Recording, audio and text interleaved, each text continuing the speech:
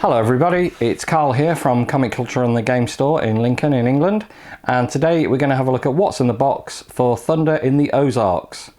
This is from Revolution Games, designed by Herman Luttman, and it's the Battle of Pea Ridge, March 1862, so obviously American Civil War battle. The graphics have been done by Rick Barber and Charles Kibler, two of the most highly respected graphic artists in wargaming, and the developer, just to give a shout out to him, is Fred Manzo. This one comes in a box. A lot of the Revolution games come bagged, but this one's nicely boxed.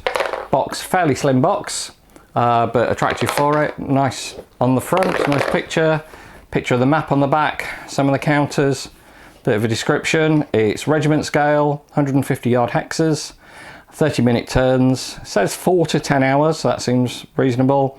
Complexity is moderate. I would say it's sort of at the high end of moderate, and solitaire suitability is high, which I would agree with because it's a chip pull system, so you're never quite sure which unit's going to go next. It's got two maps. They're 22 by 17, so it basically forms one normal sort of size map, you might say. 176 counters, 24 pages of rules, player charts, etc. and dice. Okay, very attractive package. Like I say, normally they bag their stuff, but this is a box one and they've done a really good job of it. A couple of dice that you could probably hear rattling around in the box earlier. We start with the rules, just black and white, not fancy, but sort of very legible, very easy to read. You've got obviously introduction at the start, description of the counters, stacking, the sequence of play. You know, you have a command decision phase where you put one of your event chits in the draw cup. Artillery, then you draw chits. You got brigade orders. If you draw a brigade chit, you've got, you know, fire combat, close combat, movement, obviously. Cohesion tests, when your units are not particularly happy. Got rallying, you can have skirmishers. You've got what happens at the end of the turn. How do you work out whether you've won or not? You've got optional rules as well, so you can make it a little bit more complicated if you want. Designer's notes, some reading, and then the scenario. So everything's in one book. It's only 24 pages in total. I've had a read through them before and they seem pretty easy to read and they seem very interesting. I do like the system.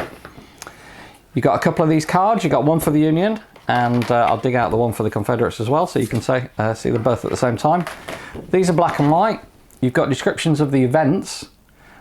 Each side does have slightly different events. So, you know, the Confederate event, you've got a chit that allows you to plate for only fire combat and gain a 2-column shift. So obviously that's quite an advantage. You can either use it when you're defending or use it when you're attacking to help you. On the back of that, you've got the sequence of play. So each player gets one. Terrain effects charts, stacking, fog of war chits, you know, chance of general casualties, things like that. How many artillery can stack. Really nicely laid out, very clear text, nice large text as well. It's not this tiny little, you know, 2-point stuff that people of my sort of age can't really read anymore. Then you've got these lovely colour sheets.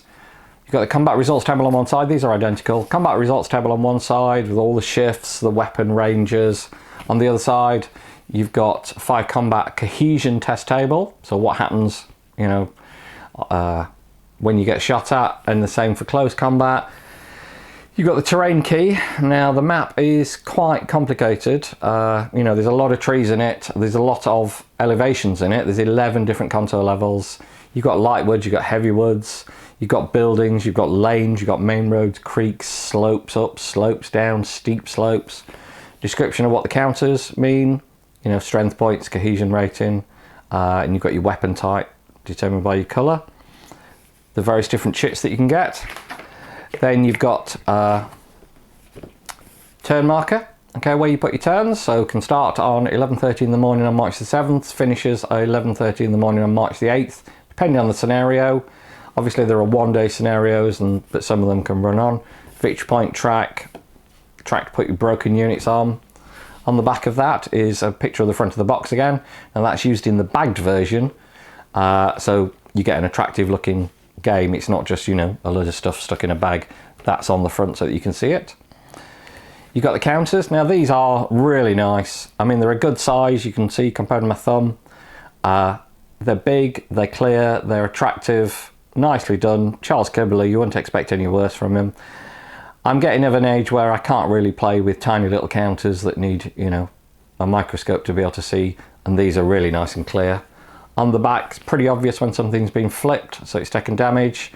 You can see all the different stats on the back, different units. You've got ammunition, you've got skirmish order, things like that. And then last but not least, you've got the maps. Now these are Rick Barber maps. I've long been a fan of Rick. I've played a lot of games with a lot of his maps, and I've always found them really attractive.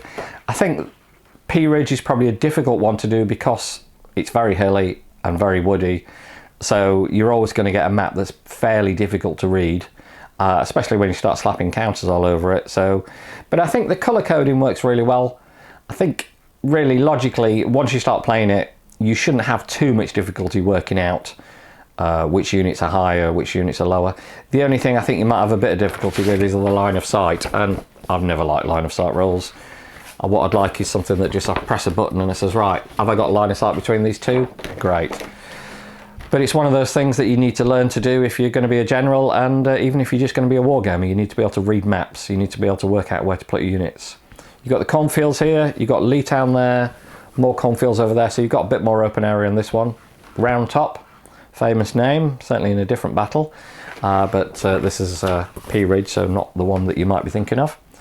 Really, really nicely done package. I'd not looked at any Revolution stuff before, and I started looking at this, and this sounded like a system I really wanted to get into, so I bought this, and I bought Stonewall Sword, which is the predecessor, and I bought about 5 other of their games at the same time. Good value, delivered quickly over here to England from the States, and I'm really pleased with what I've got from them. I'm definitely looking forward to playing several of their games. Hope you've enjoyed seeing what's in the box. If you like it, don't forget to leave a comment, subscribe, give us a thumbs up, whatever you think. And I look forward to seeing you again. This is Carl from Comic Culture and the Game Store saying thanks very much for watching. Bye bye.